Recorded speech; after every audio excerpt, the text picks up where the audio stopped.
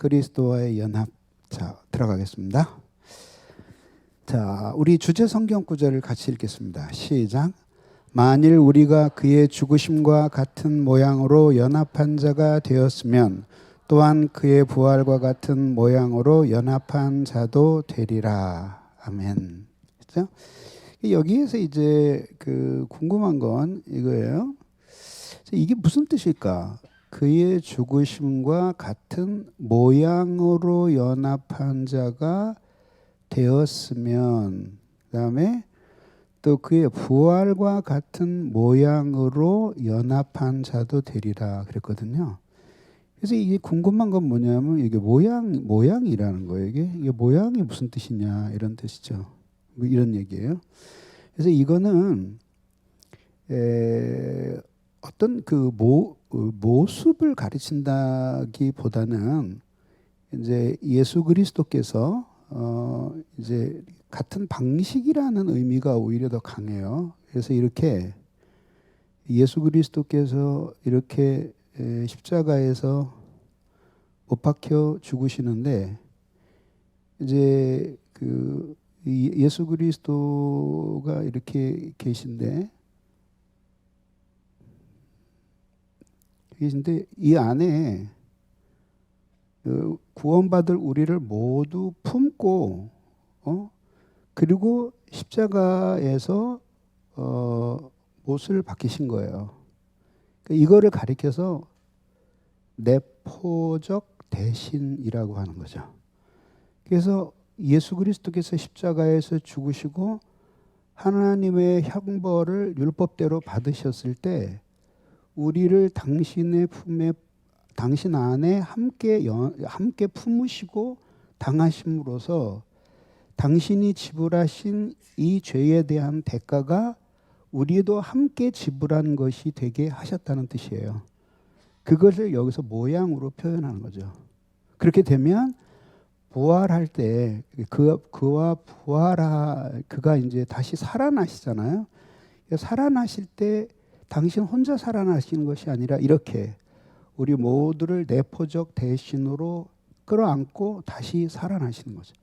그래서 이게 부활에는 크게 세 지평이 있어요.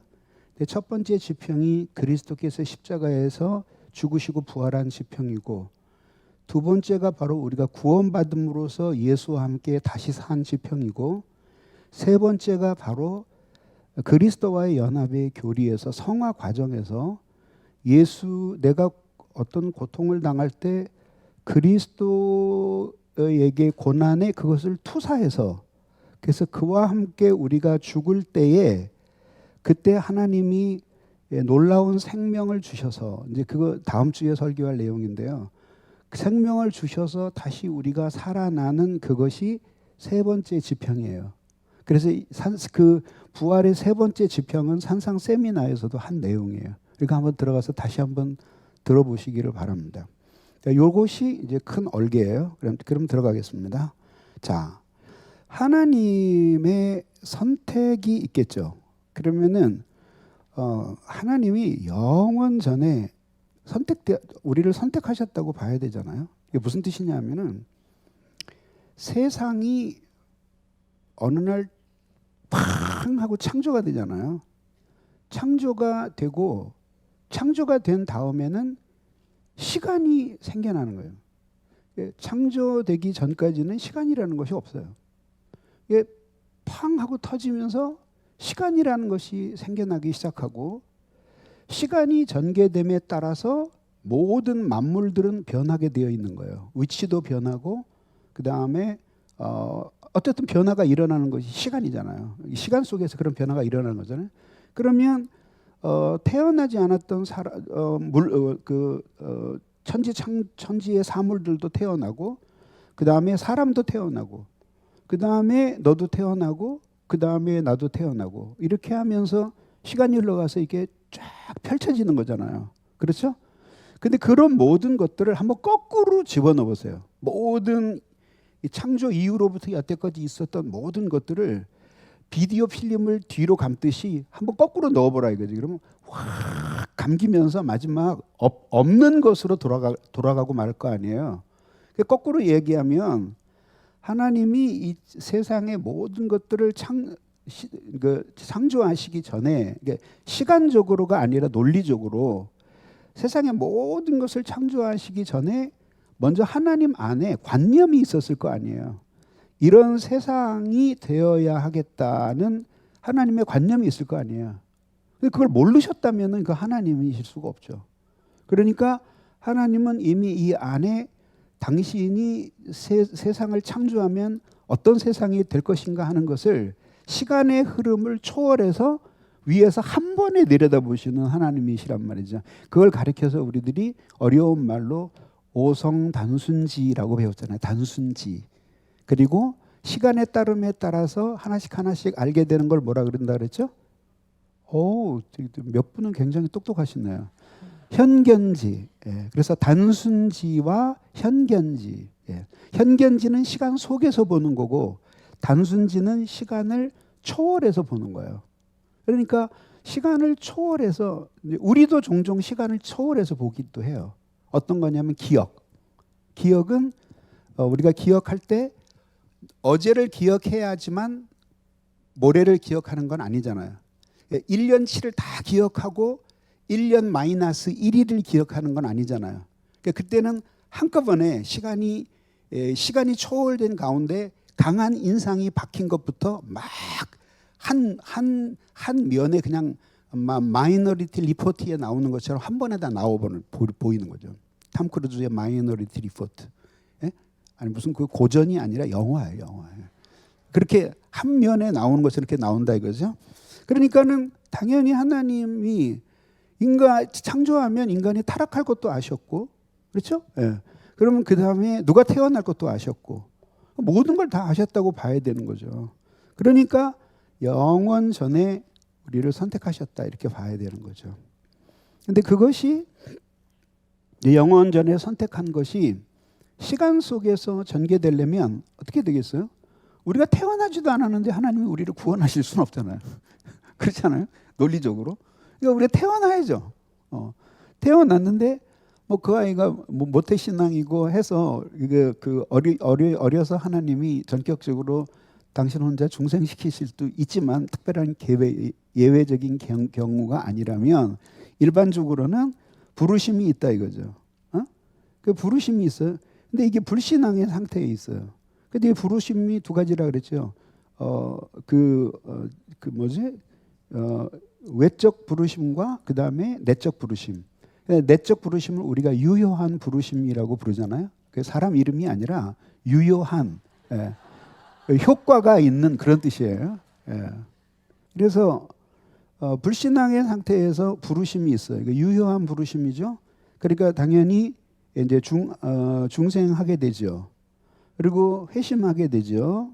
여기서 이제 칭의가 주어지고 그 다음에 회심이 일어나고 성화를 얻게 돼요. 그 다음에 이제 성화 생활인데 이제 이 성화 생활 속에서 성도의 원리적인 연합이 있고 그 다음에는 실제적인 연합이 있어요. 이게 무슨 뜻이냐면 원리적인 연합은 이렇게 중생할 때 연합이 이루어지는 거예요. 하나님과의 연합이 이루어지는 거예요. 그래서 여기서 연합이 이루어지죠. 원리적인 연합이에요. 이거는 결코 깨지는 법이 없어요.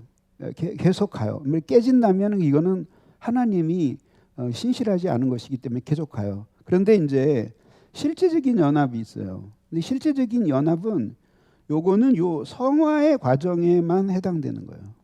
성화의 과정에서 어떻게 해당되냐 하면은 원리적인 연합이냐 실제적인 연합이냐가 아니라 이게 토대가 되고 이 위에 실제적인 연합이 있는 것인데 하나님을 사랑하는 것만큼 연합을 느끼는 거예요. 그런데 목양은 뭐냐면 하나님을 사랑하게 하는 것이 목양이에요. 원리적인 연합은 언제나 흔들리지 않지만 이거 가지고는 우리들이 제대로 된 그리스도인의 삶을 살 수가 없어요. 그런데 그 위에 실제적인 연합이 더해져야 돼요. 이건 뭐냐면 연합이 있기 때문에 사랑을 하게 되는 게 아니라 하나님을 사랑하기 때문에 연합이 이루어지는 거예요. 근데 그 사랑을 궁극적으로는 주님의 은혜의 결과가 사랑이잖아요. 주님의 은혜의 결과가 사랑이거든요. 그러니까 결국은 하나님이 선도적으로 일하시는 것이죠.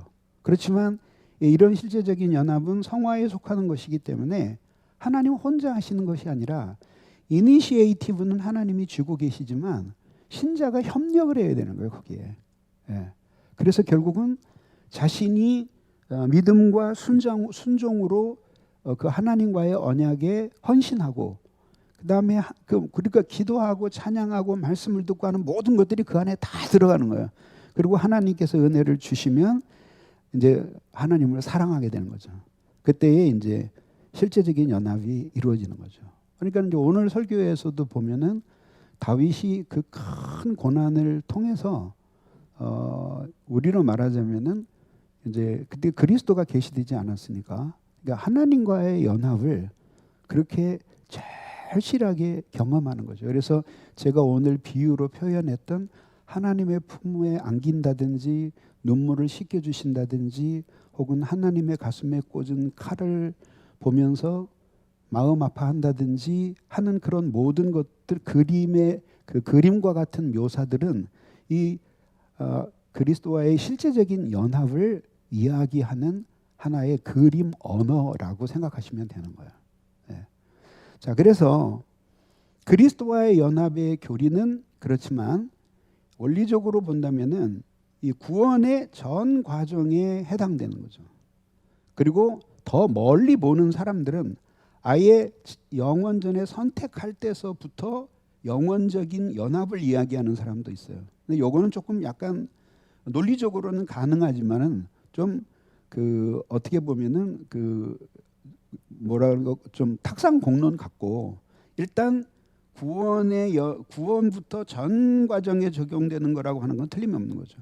그래서 여기서 견인이라는 것이 나오는데 견인은 뭐 여기서만 되는 게 아니라 이게 논리적인 구성 과정인데 견인이라는 것은 우리가 지난 시간에 배운 것처럼 한 번 구원하신 사람들을 하나님이 버리시지 않는다. 그리고 구원받은 사람들은 주님을 붙든다. 이 두 가지를 기억하시면 돼요. 영화는 이제 그 마지막 날에 우리가 모든 그 육체와 영혼이 만나서 그래서 이제 완전한 사람이 될 때 그때 이제 그 구원이 완성되는 거죠. 그게 이제 영화예요. 글로리피케이션이에요. 그러면 이제 어떤 사람은 묻는 거죠. 그러면은 마지막에 우리들이 결국은 성화되다가 결국 완전 성화라는 것은 이 세상에 없는데 그걸 또 주장하는 교파들도 있어요. 근데 이제 정통적인 개혁 교회에서는 완전 성화라는 건 없다고 보는 거죠. 그래서 그러면 다 완성이 못한 상태로 결국은 죽는데 그럼 그 영혼이 결국은 낙원을 가든지 천국을 가야 되는데 그럼 어떻게 되냐? 근데 그 대답은 뭐냐면 하나님이 죽는 순간에 모든 성도의 성화를 완성시키시는 거예요. 자기 주권적으로.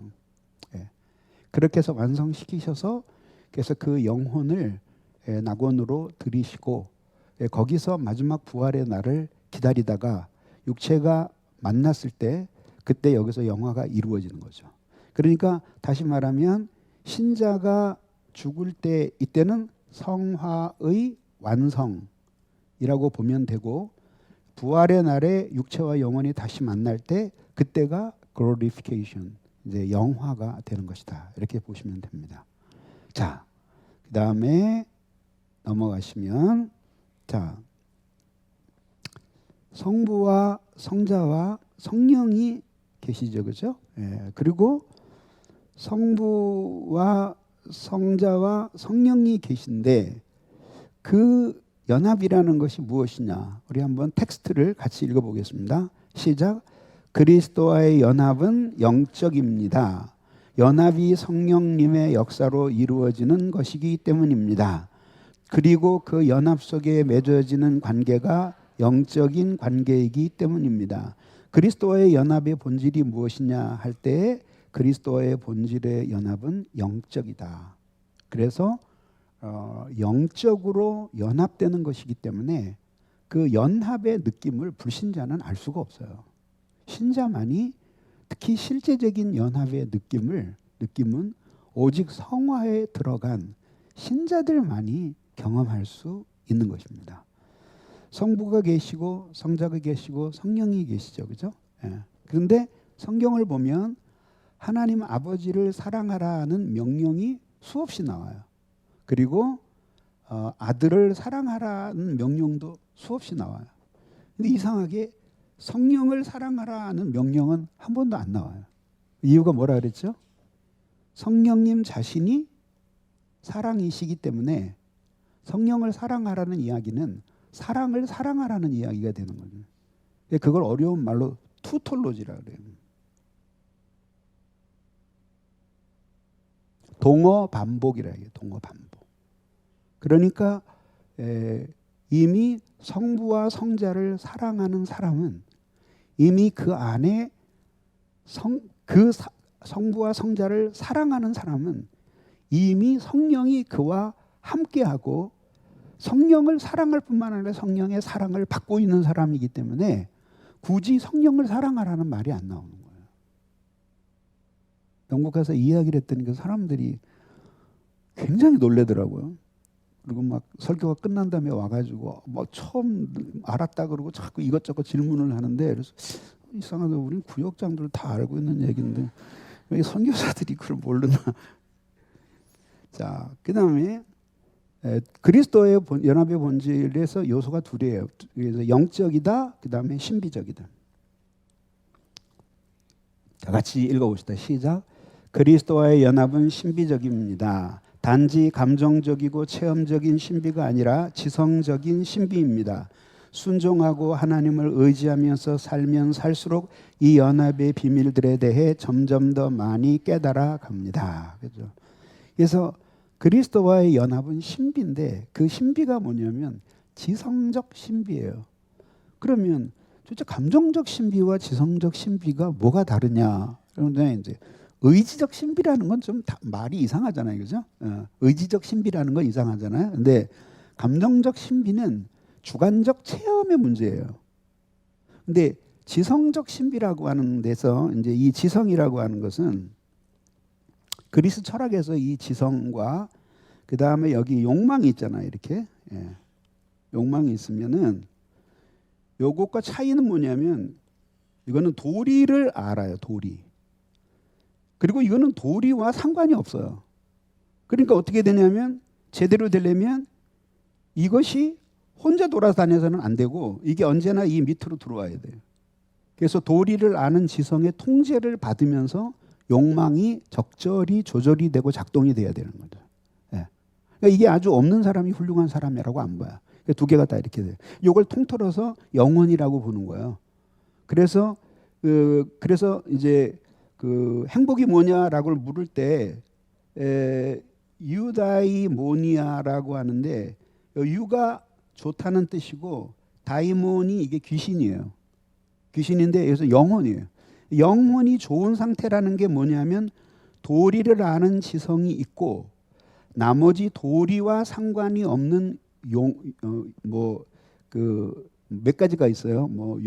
기계, 등등등등 이렇게 이게 용기, 사랑 이런 것들이 있는데 이런 것들이 도리를 아는 영혼의 고등한 기능의 지배 아래에 들어가서 효율적으로 작동을 하고 있는 이 상태가 유다이모니아의 상태라고 본 거예요. 그러니까 이렇게 되지 않으면 인간은 행복해지기 어렵다. 이제 이런 뜻을 이야기하게 되는 것이죠. 그래서 이제 그리스도와의 연합을 이제 개인적으로 경험하고 나면, 그래서 우리가 모두 경험하는 건데 그거를 사실 말로 필설로 이거 끌어내어서 쓰는 게 굉장히 어려워요. 그리고 학자들이 그것에 대해서 써내는데 너무 이론적이어서 이해하기 힘들거나 피상적이고, 또 어떤 사람들은 글로 써내는데 너무 감정적이어서 도대체 그 정리가 잘 안 되는 그런 거예요.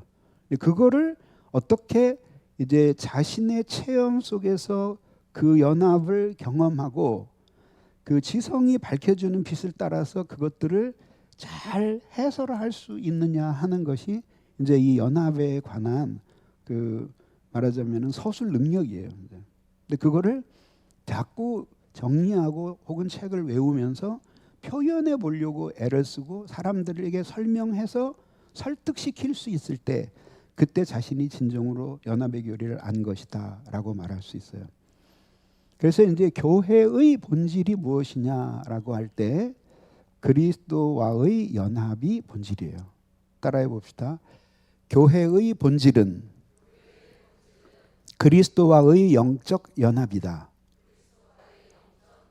네, 교회의 본질은 사람은 100년쯤 지나고 나면 우리 중에 아무도 없고 열린 교회를 뭐 누가 세웠는지도 잊어버릴 거야. 뭐 어디엔가 써붙여 있으면 알겠지만 잊어버리고, 그리고 역사도 모르고 아무도 몰라요. 그래도 본질은 사람이 아니라 우리의 영혼과 그리스도와의 영혼이 교회를 통해서 결합되어 있는 이것이 교회의 본질이다 이거죠.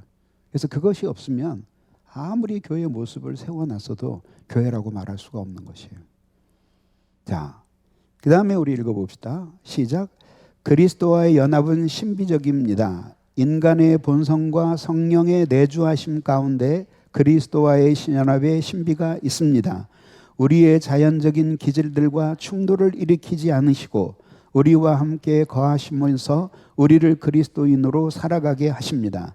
우리를 거룩하게 하셔서 하나님의 형상을 닮아가게 하십니다.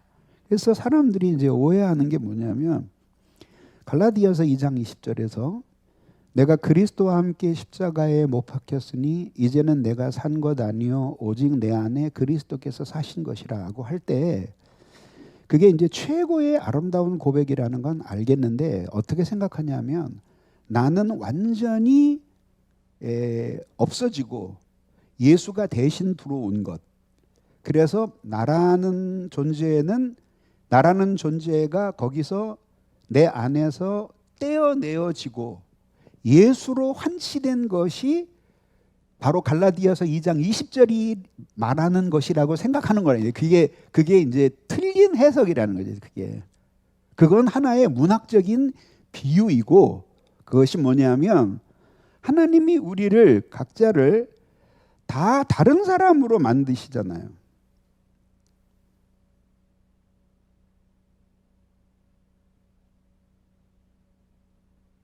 이렇게 다른 사람으로 만드시잖아요.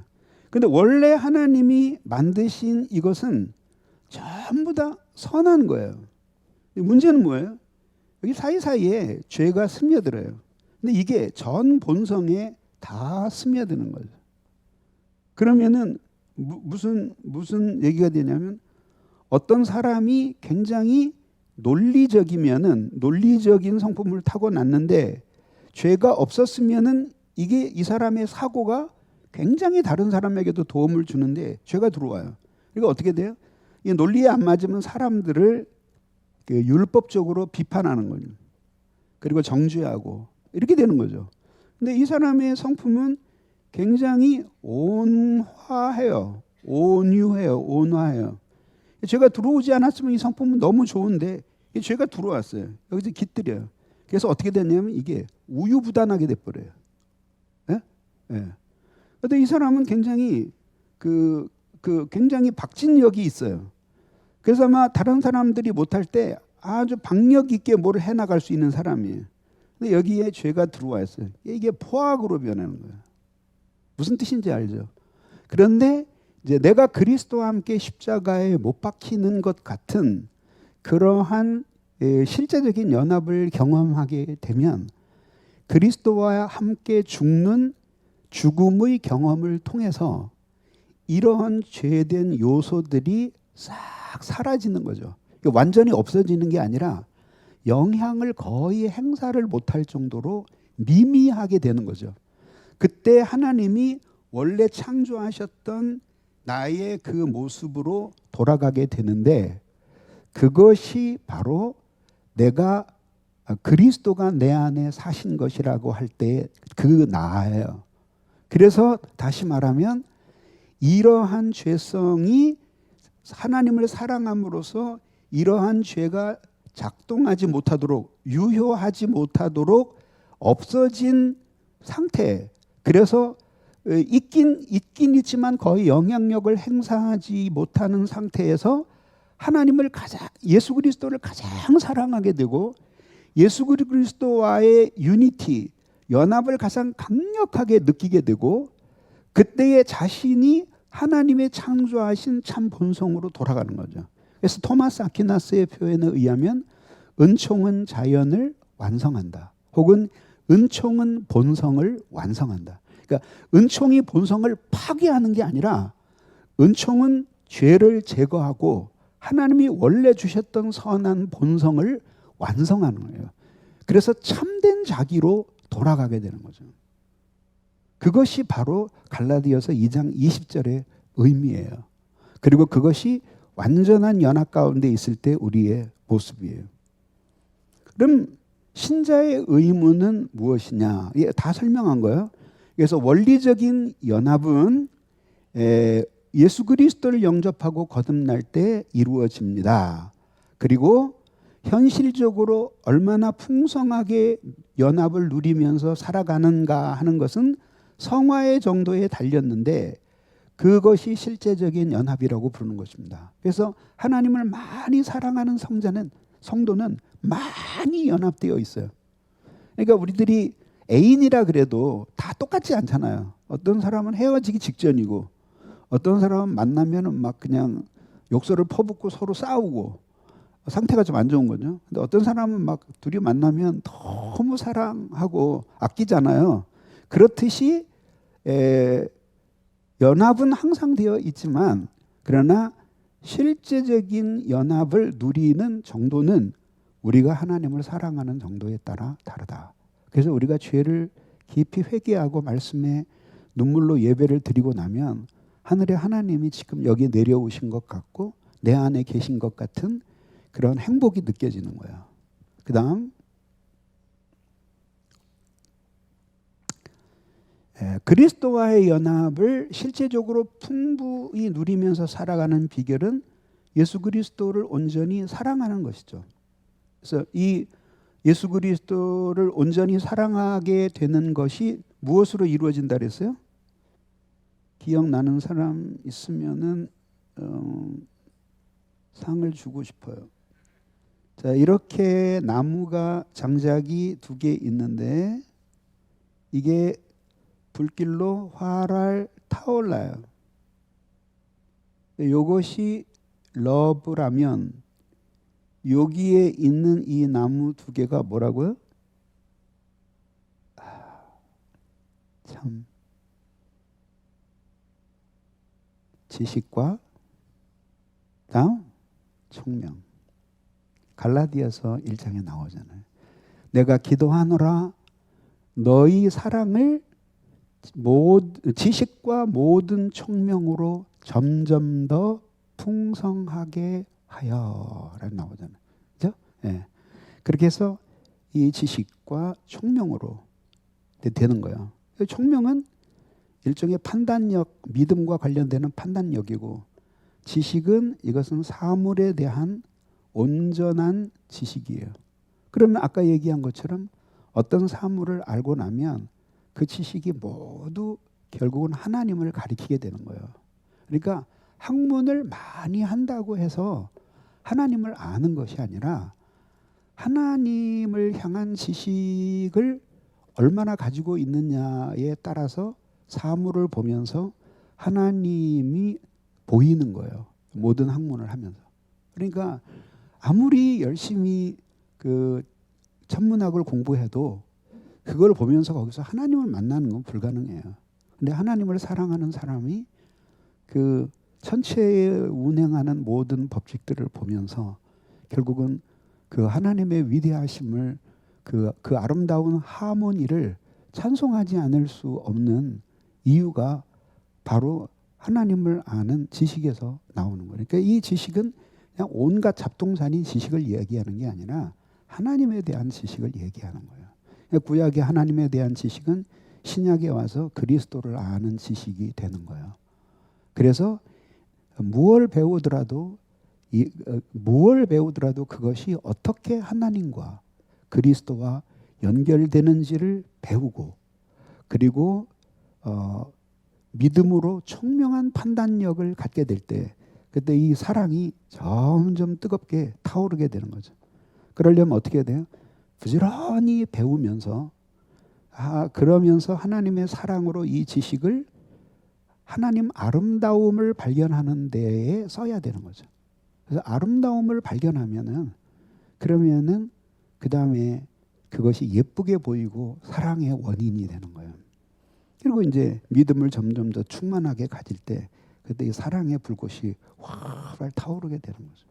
근데 이제 이렇게 말씀 생활 안 하고 그다음에 기도하면서 믿음 생활 북돋지 않고 그러면 이 불 금방 다 꺼져버려요.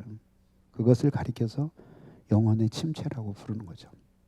자, 그다음 연합의 근거는 무엇입니까? 우리를 선택하실 때 그리스도 안에서 이거라고 되죠? 그리스도 안에서 엔 크리스토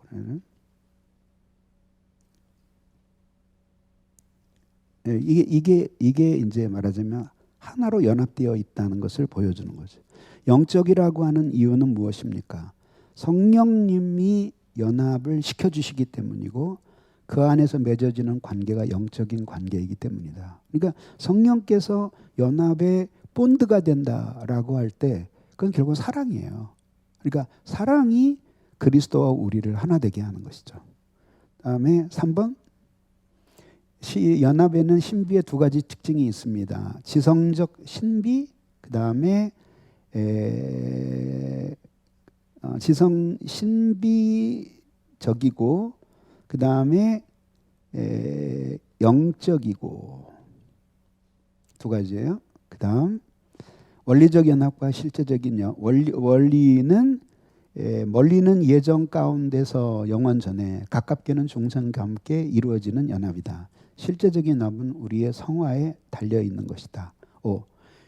최고의 복은 무엇입니까? 핵심은 무엇입니까? 이게 최고의 복은 그리스도와의 연합 안에서 하나님과 동행하는 삶, 그리스도와의 연합을 최고도로 누리면서 살아가는 삶, 그런 삶이 죽음도 두렵지 않은 삶이 되는 것이죠. 수고하셨습니다.